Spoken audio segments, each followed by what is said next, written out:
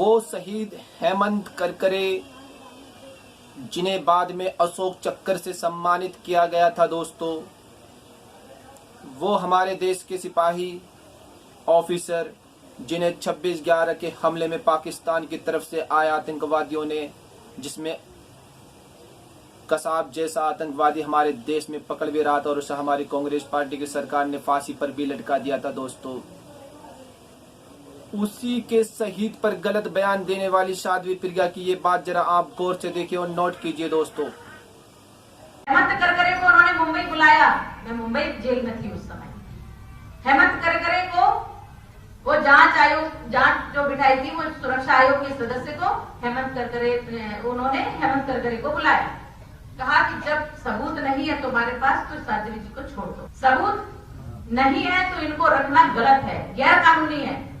वो व्यक्ति कहता है मैं कुछ भी करूंगा, मैं सबूत लेकर के आऊंगा, कुछ भी करूंगा, बनाऊंगा, करूंगा, इधर से लाऊंगा, उधर से लाऊंगा, लेकिन मैं साध्वी को नहीं छोड़ूंगा। ये उसकी कुटिलता थी, ये देशद्रोह था, ये धर्म विरुद्ध था। जब वो मुझसे पूछा, तमाम सारे प्रश्न करता था, क्यों ऐसा क्यों हुआ, वैसा क्यों हुआ। मैंने कहा मुझे क्या पता, भगवान जाने। तो क्या ये सब जानने के लिए मुझे भगवान के पास जाना पड़ेगा। मैंने कहा बिल्कुल, अगर आपको आवश्यकता है तो आप अवश्य जाइए। आपको विश्वास करने में थोड़ी तकलीफ होगी, देर लगेगी, लेकिन मैंने कहा तेरा सर्वनाश होगा।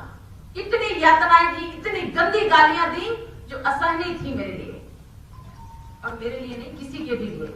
मैंने कहा तेरा सर्वनाश होगा। ठीक 1.25 महीने में सूतक लगता है, जब किसी की मृत्यु होती है या जन्म होता है तो सूतक लगता है। तो जिस दिन मैं गई थी उस दिन इसके सूतक लग गया था, और ठीक 1.25 महीने में जिस दिन इसको आतंकवादियों ने मारा उस दिन सूतक का अंत हो गया। एक बहुत ही काली और भयानक रात थी, न सिर्फ मेरे लिए बल्कि पूरे देश के लिए, क्योंकि वो 26/11 की रात थी।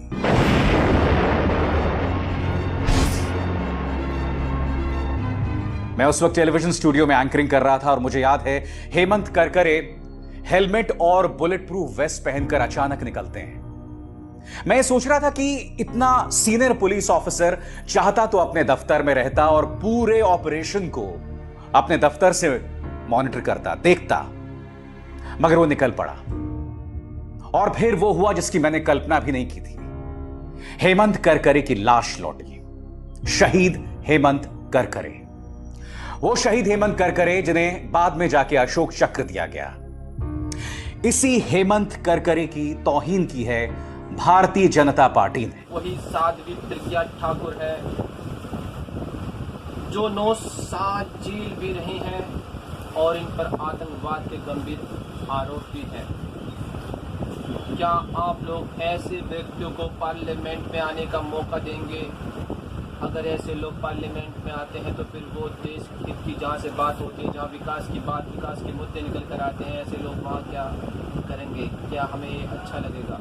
अगर हमें देश को बचाना है तो ऐसे लोगों से भी बचना है, और इसीलिए आज विपक्ष इन पर पलटवार है इस पूरी भारतीय जनता पार्टी पर। देखिए आप अपने में मुख से किया है। मुझे लगता है कि इस पूरे मामले में बहुत बड़ा मुद्दा नहीं बनना चाहिए। बीजेपी उम्मीदवार साध्वी प्रज्ञा ने शहीद के लिए अपमानजनक शब्दों का इस्तेमाल किया तो सियासत गर्मा गई।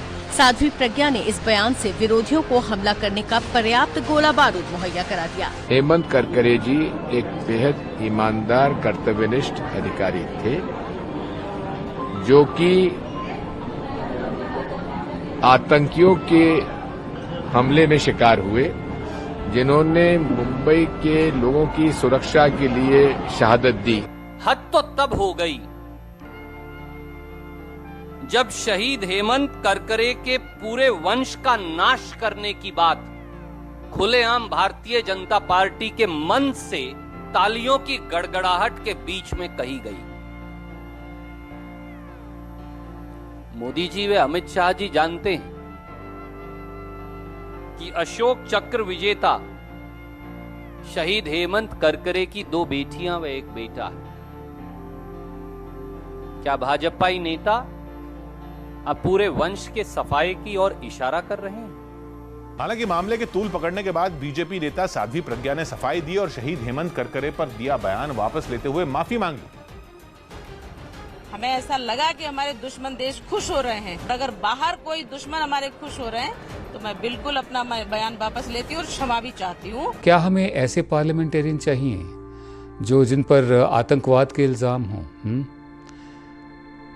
हमें याद है अटल बिहारी वाजपेयी के ज़माने में पार्लियामेंट पर आतंकवादियों का हमला हुआ था। इस दफ़े हालांकि ये पूरी तरह से आतंकवादी साबित नहीं हुई हैं, लेकिन इनको छोड़ा भी नहीं गया। ये जमानत पर बाहर हैं, उनको टिकट देकर अब पार्लियामेंट के अंदर लाने की कोशिश है।